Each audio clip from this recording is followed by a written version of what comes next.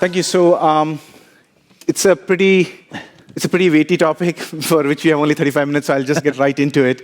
The intent is we'll work through a few questions. I do want to leave enough time at the end for audience questions as well, because I think there's a pretty diverse set of views here, and it'll be interesting to get your questions in. So first off, I thought we'll start out with you, Costi. The question I had is pretty basic one, but I think pretty profound. What are you seeing in your work in terms of how businesses are actually seeing value from AI today? So it's a great question, Shailesh, and actually we recently launched the fourth wave of our state of AI in the enterprise survey, which surveys over sort of 2,500 CEOs on these topics. And what we're seeing is that organizations are struggling a little bit with scaling, but nearly all of the respondents said that they were seeing ROI in the tasks that in the use cases that were scaled.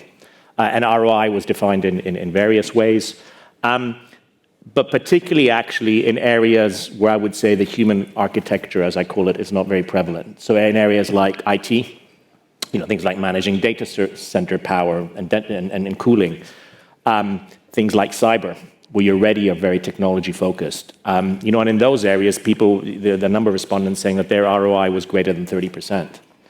But what we're finding is that in tasks where you really need to redefine the business architecture and you have quite a lot of humans intervention, that journey and that ROI is slower. And you need to define it in different ways. It can't just be what an Excel spreadsheet model spits out. It needs to be in things like fluency. To what extent are you actually preparing your workforce to be able to engage not only generative AI, but agentic in the future? To what extent are you getting employee satisfaction? Got it. We've deployed our platform to nearly all of our employees globally, and a lot of the benefits we're getting are sort of in the 10-20% range just on general productivity, which doesn't really mean that you can start cutting heads. It just means that our people can go home a little earlier and don't have to work as hard as they do. But that in itself, we consider a win in an ROI. Makes sense. So that is useful to know. I think I wanted to turn it over to you, Jessica, in terms of at Just Eats practically, if you can give some insights into how you are using it, maybe some early challenges and opportunities that you're seeing. Yeah, so we're investing in a number of places, and I think probably all of you will be looking at some of the cost-saving elements of AI. So we're very much looking at automation in customer service and other kind of repeatable areas of our business so that we can get our people working on the most complex pieces and providing better customer experiences. The more we can automate refunds and resolutions, the quicker that resolution is for the customer, the happier they are. And for our own employees, it means that they're actually working on more interesting problems to solve. So that's been an area of focus for us. But also, what I would say there is all about simplification.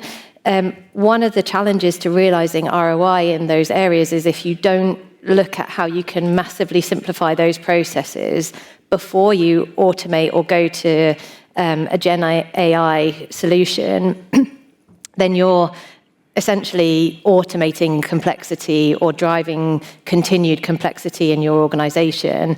And although AI is a brilliant tool, that can supercharge your organization, if you're not thinking about that architecture, the data that you need and how you can simplify it, you simply can't get the ROI. But I also would say we're experimenting with customer-facing AI as well, because whilst the beginning of this journey, it's very easy to see the use cases in those kind of customer service areas, as an example. I think all businesses will lose out if we're not experimenting and driving growth from these tools, and we're not thinking about how we drive our businesses forward.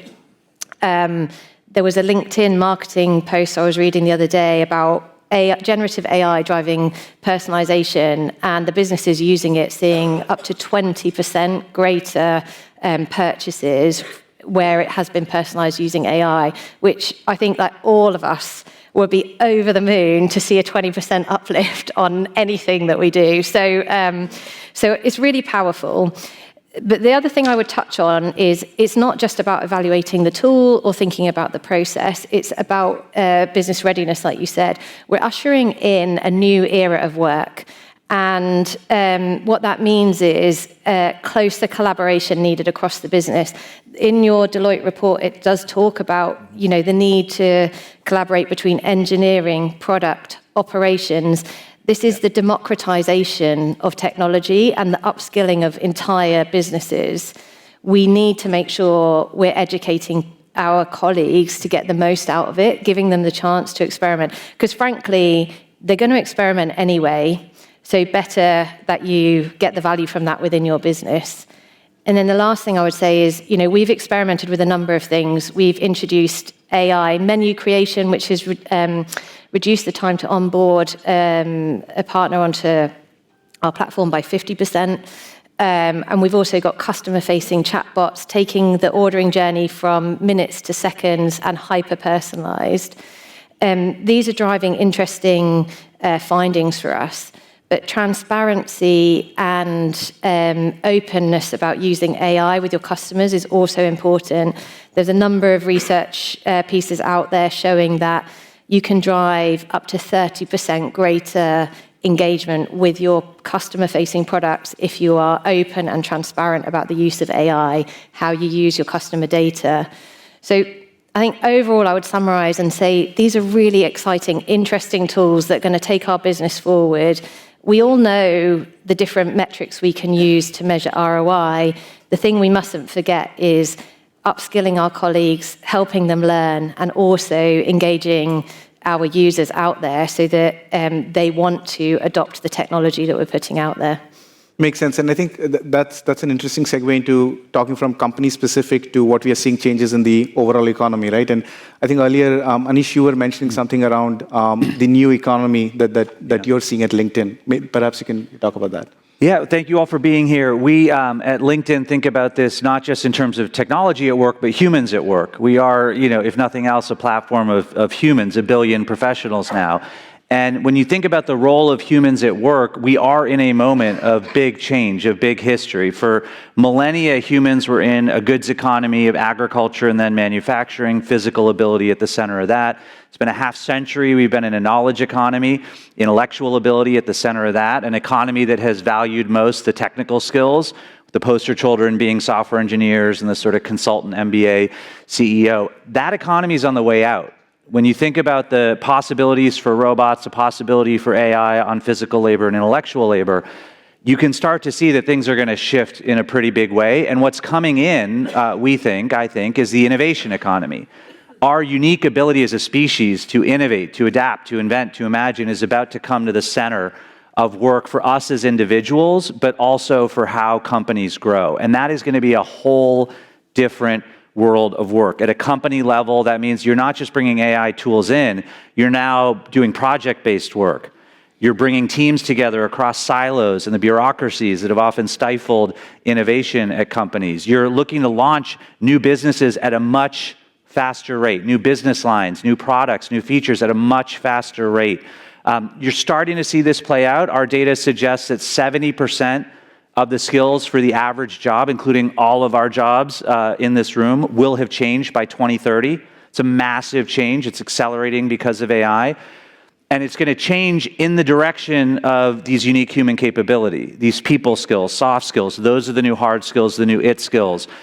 We did a list every year, skills on the rise. In the UK, 3 out of the top 5, 2 of them were AI related, the other 3 were people skills. So how we teach, train, and upskill, not just on AI tools, but what to do with the time that AI is going to save, the new work that's going to come, is critical for companies. Makes sense, and I think that's an important point in terms of kind of employees making that transition in terms of using AI. And I know, Ikhlaq, you had mentioned something around the divide between those who adopt AI or how they adopt AI, so perhaps you can elaborate on that. Yeah.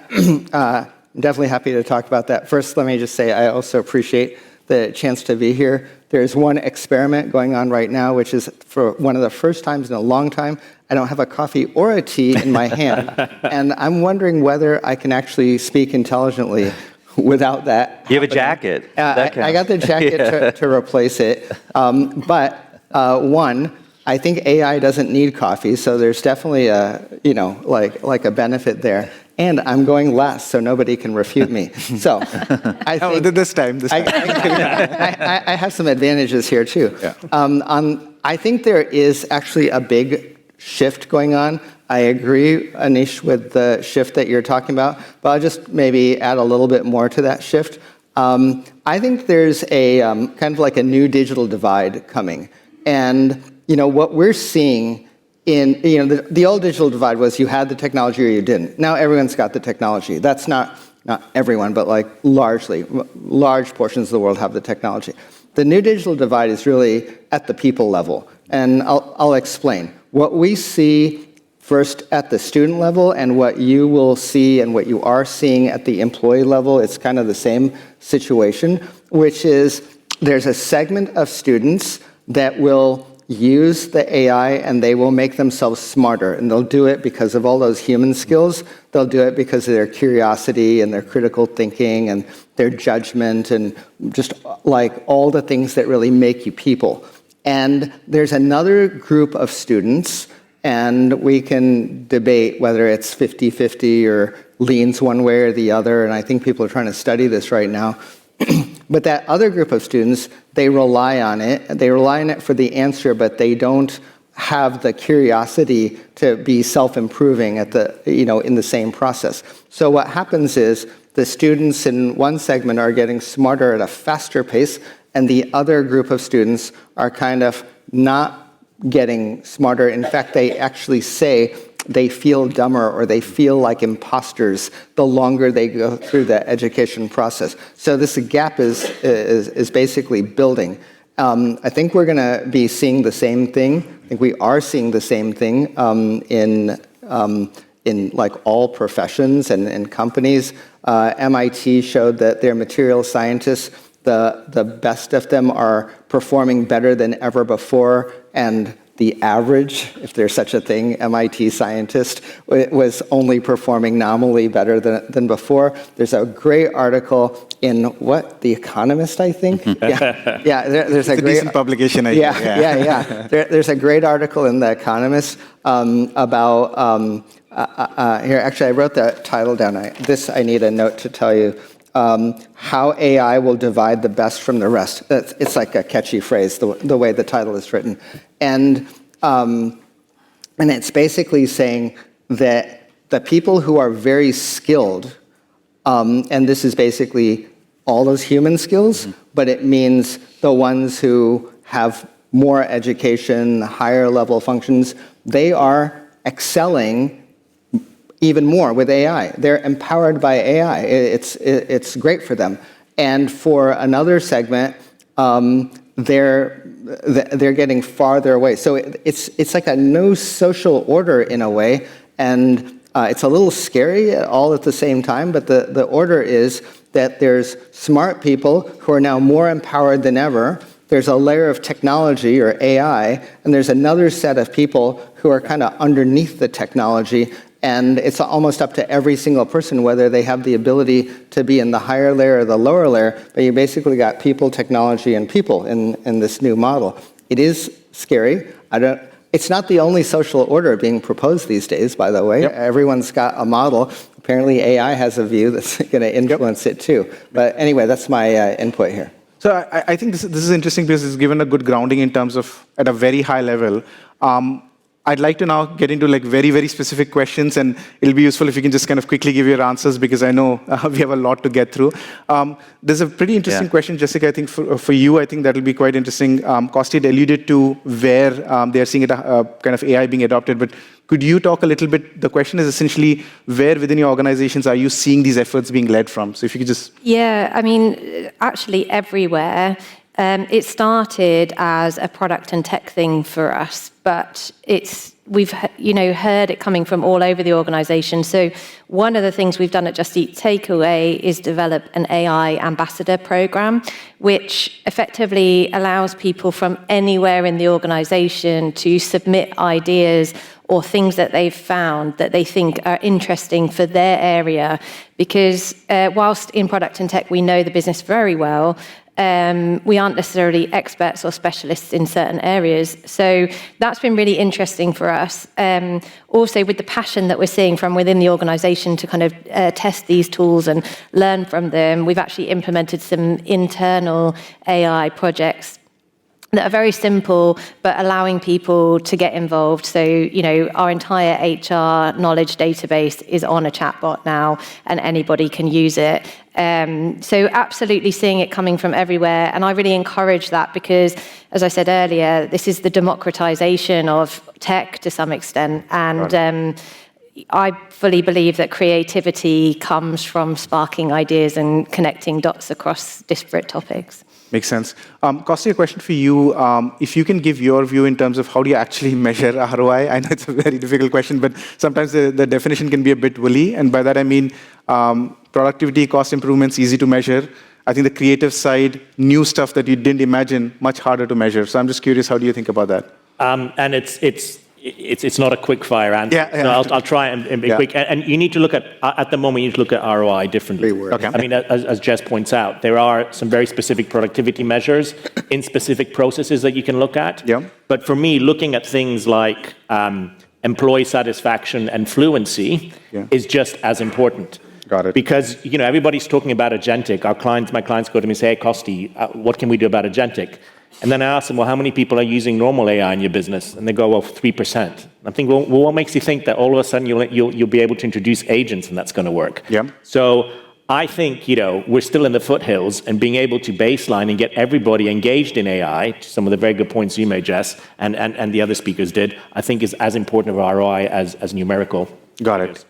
Well, we have a lot of questions coming in. I want to make sure I get a lot of them in part of the discussion. I think for both, I guess Anish and Ikhlaq, Anish, one question for you is, at LinkedIn, I'm sure you're seeing a lot of data. You're seeing a lot of movement of data. So the question is pretty interesting. What type of roles and responsibilities will become the norm once what are you basically seeing the changes that are already underway? And there's another one here about, let's be honest, about job displacement, which I think I'll sort of combine the two. So a year ago, we had data that showed 96% of a software engineer's job was highly vulnerable to AI. And that seems pretty obvious to us now. AI's ability to code is coming at that. At the time, we were predicting that doesn't mean software engineers are going to disappear, but the job is going to fundamentally change. A year later, we're part of Microsoft, so is GitHub, Copilot GitHub can code. We've looked at companies that are using Copilot GitHub to see what's happening as software engineers. They are not being hired less, but they are being hired differently in two ways. First, less reliance on elite computer science degrees, because now everyone's got this tool that can help them code. And the second is an increased expectation of people skills. So as a software engineer, you now need to communicate with other teams, communicate with customers in ways that you weren't required to do before. That's one version of what's happening in terms of job displacement first, which is that jobs are changing. And all of our jobs are going to change. There's a bunch of stuff AI is going to do, stuff we're going to do with AI, and then the opening up of new work around our unique capabilities as humans. But the thing that I think is more likely to come before we see entire job categories go away is the merging of tasks into new jobs at work. So I'll give you an example at our company, product engineering design. If you had an idea for what you could do with the LinkedIn platform, pitch it to a project manager, they take it to a subset of different designers to mock it up, it would go to engineering, subset of different coders to build it. Our chief product officer is now creating this role of full stack builder, where these AI tools will allow anyone who can think of something that we can build to prototype it, have it designed, even push it out and have it start getting tested on the platform. So that is a merging of roles. You're going to see that in the talent function, the recruiter and the learning and development specialist and the HR business partner. It's going to merge into a new role. My job got made up 6 months ago by our CEO. So you're going to see entirely new categories of jobs and new job titles emerge, but I think we're going to see that largely from a merging of tasks, because jobs are no longer titles, they're tasks. I'll just end by saying kind of where I'm looking most for displacement, customer service reps, software engineers, recruiters are sort of three categories where I think AI tools are coming in with force for a lot of the tasks, and then entry-level work and people managers, middle managers. Yep. But so far, I haven't seen anything that suggests mass disruption in any of those arenas yet. Got it. Yeah. All right. And then Costi, So first, let me just use this opportunity for a pet peeve. build on your software comment. I wasn't going to say that until you brought up software, but I do know something about software, as it turns out. And I am just so annoyed with some of the talk that's going on about what's happening in software. At my kids' high school, okay, someone came to give a talk about what they should do for their career, whatever. And, it's a person who's never coded, doesn't know software, doesn't understand, really any of this. And they say, oh, you know what? I would not go into computer science or maybe even engineering because AI is going to do all of that. And I'm like, the kids don't know. And then you got people who are they don't have background, and they're telling kids who don't have background. And the kids all walk out of there going, oh yeah, that's not a thing that's useful. And I'll say, your point, it's really good that, people who have a certain type of software function, they can do more, they can, build a kind of whole thing with more advanced tools, they can deploy it. But at some point, you got another problem, right? You've got a problem, this is hypothetical at LinkedIn, you could have this problem, you've got a load balancing issue, you've got, some complex interaction between different pieces of software in the system. Who figures that out? Do you just type into AI, LinkedIn's not working right, which one of our data centers has the problem? Right. No, you'll never get this kind of understanding of complex systems and frankly, people who use, okay, I'm going on too long, I get it. Yeah. All right, but my point, my point is that, the jobs are changing, but these things, there are new things in each of these functions that are after the old one. I have a student, or I know a student, who's right now making probably more money than, I'm going to say 90% of everybody in this room, and that's probably a lot of high-paid people, doing AI commercials right now, making videos on AI, knows how to do it, and people like Coca-Cola and wherever are buying these things from them. Okay, is that a job description right now? No. Who's going to figure that out? What's the next thing and the next thing? It's people who are basically quick, innovative to the earlier point. Anyway, that's my answer on what's happening in jobs. That's just two short things. I think when Lotus 1-3 came out, and for those of you who don't know what that is, that was a precursor to Excel. I'm sure there are many graduates saying, I'm not going to go into accountancy because, the spreadsheet seems to be doing an accountant's job. And as you know, we now have more accountants than ever before. And I think the same thing is going to happen with software engineering. And the second thing I'd say is actually, your CEO, Satya, for me, coined what's going on. And he just said, look, everybody's worried about losing your job. You're not going to lose your job to AI. Yeah. You're going to lose your job to someone who's working with AI. Yeah. Got it. And so for me, curiosity and embracing kind of the opportunities that these new generations of AI are bringing to the table is probably the most important thing in terms of our own survival. I think we've done a disservice to the world, we as humans, or at least the ones that are shaping the conversation, by using this term AI literacy, AI skills, AI fluency. That is the equivalent of saying internet skills, internet fluency. AI is this big paradigm shift, and as Satya has said, it's the era of the learn-it-alls. And so what all of us need to be doing is just using AI tools. When we talk about the internet, we talk about Excel or Slack or Teams, and then we talk about the parts of the economy that emerge from that, e-commerce, the creator economy. We are well past AI meaning anything in terms of the day-to-day of business. Everyone in this room should be using AI tools, multiple tools, for multiple reasons. Your teams should be using multiple tools for multiple reasons. And it is with that you'll start to understand how your job can get better in terms of time saved, but also what the new work is going to emerge in your function. And so it really is a moment of curiosity. The 5 C's I have that define human capability for innovation: curiosity, compassion, courage, creativity, communication. Those are 5 C's, by the way, that I developed talking to neuroscientists who will tell you AI can mimic those. AI can even be better at some humans at those because we don't really teach humans how to do those, but we don't even know how and why humans do those things. This is the intersection of our consciousness and conscience. So we've got a running start in those. So I think I just wanted to, Jessica, bring it back to a little bit of a practical level as well, because these are all really interesting points. One of the things I recall you mentioning is, at a practical level, things are changing so fast. Like, we agree AI is really important in things, but literally every 2 months there's a new model, there's a new tool. So I'm just curious, at a practical level, how do you keep pace both as a business, but then also I think that ties down to the employees as well, because this is not like before where things are changing every year. It's literally every 2 months you're getting something new. Yeah, I mean, the pace of change is astounding and really exciting. And one of the challenges for us in business is, how do you make your selection? We're used to doing kind of long-term RFPs with a load of requirements and kind of going through those processes. You know, if you do one of those today for an AI solution, chances are that during the time you've done that RFP, the product has moved on significantly. It might be doing things that it wasn't doing at the beginning.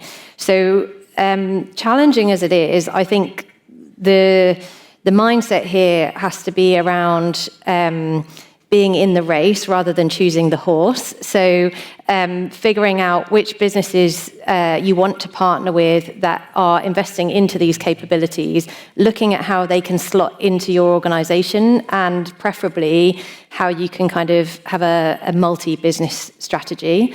We're working with a number of providers at Just Eat Takeaway in different areas, some that we have existing relationships with and we're using their new capabilities, and others that are new into the industry or newer products, so that we can evaluate all of them and make the best of them.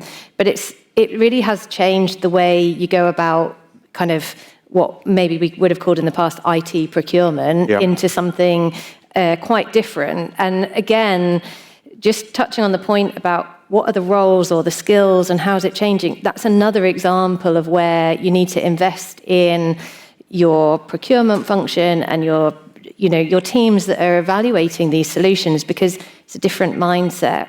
I also wanted to touch on something else where we've talked a lot about kind of merging of roles because we can be that bit more efficient, so we can do more merge roles. There's also a space for specialism to come. So we've been hiring in the UX space kind of AI specialists to help us level up our customer-facing chatbots and our customer-facing generative AI solutions, so that we're really making the best of them. We're not just kind of putting it out there with traditional models, but we're actually thinking about how do you get the best from this. And I know that kind of prompt engineer is a little bit laughed at as, is it a real job? But actually, I think being able to write really high quality prompts to get what you need from generative AI is a genuine skill that everybody needs. So these specialist pieces also need to come through in everything that we're doing. We can have a blind spot to kind of generalist and efficiency and more, but we also need to make sure we've got those specific skills that help us get the value out of these products. Makes sense. I know we have around 5 minutes left. I'd encourage people to throw their questions here. If there are questions in the audience as well, I'd be happy to take them. Sorry, yeah. If you could quickly introduce yourself and just ask the question quickly, then we can get through more. Yeah. Hi, I'm Sofia Matveeva, and I run an education company called Techno. And I have a question for you, Anish. Yeah. You mentioned... Thank you. You mentioned that at LinkedIn, when you're creating new products, you now have designers using AI tools, code being written by AI, et cetera, et cetera. So I'd love to, basically, if you could just talk more about how that works and really what you're seeing with ROI, because we started doing that. We started teaching that in our programs, and we can actually quantify the results. But I'm curious about how you're doing it, so we could learn from you.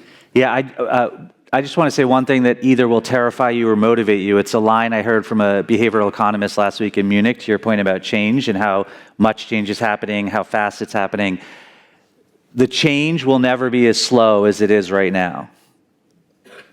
And she had this chart that just showed between quantum computing, robotics, AI, just everything that's going to happen, it's only going to get faster. It's only going to get more in terms of change. And so I think that's a clarifying line for us all to realize we need to be leaning into the change. I think, it's early days in the merging of roles and how we define it. I would say our chief product officer, if he was here, and we were talking about it yesterday, he set this vision for the team. He knows what step one is.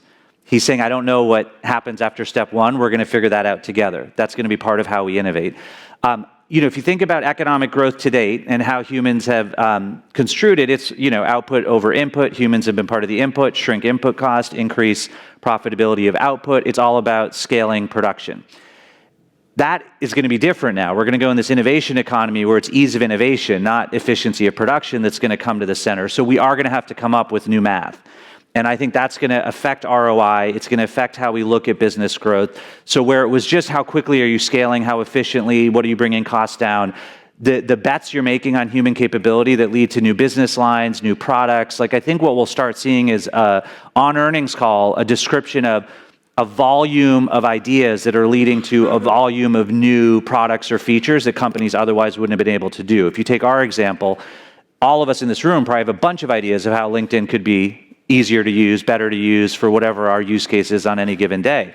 One version of full stack builder is, you need a lot less people.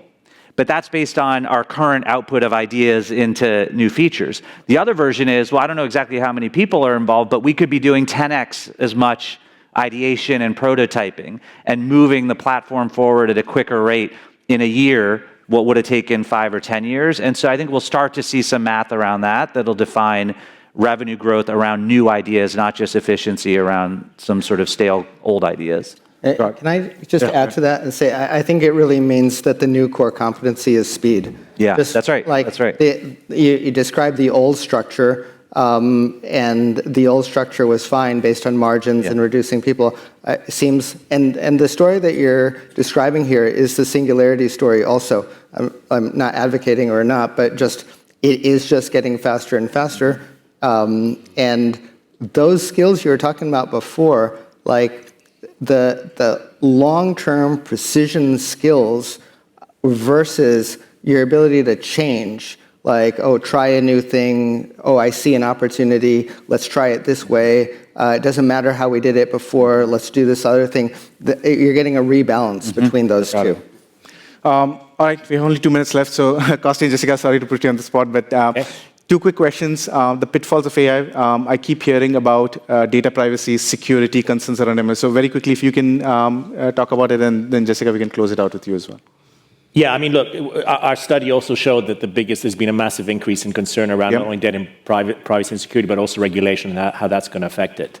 And I think it is important to make sure that the environments that you provide to your employees as a business in order for them to be able to experiment and use AI are secure. We've also know from studies that when you don't provide that and you just block access to AI, they use the open tools anyway, and they end up putting your company's data on the internet.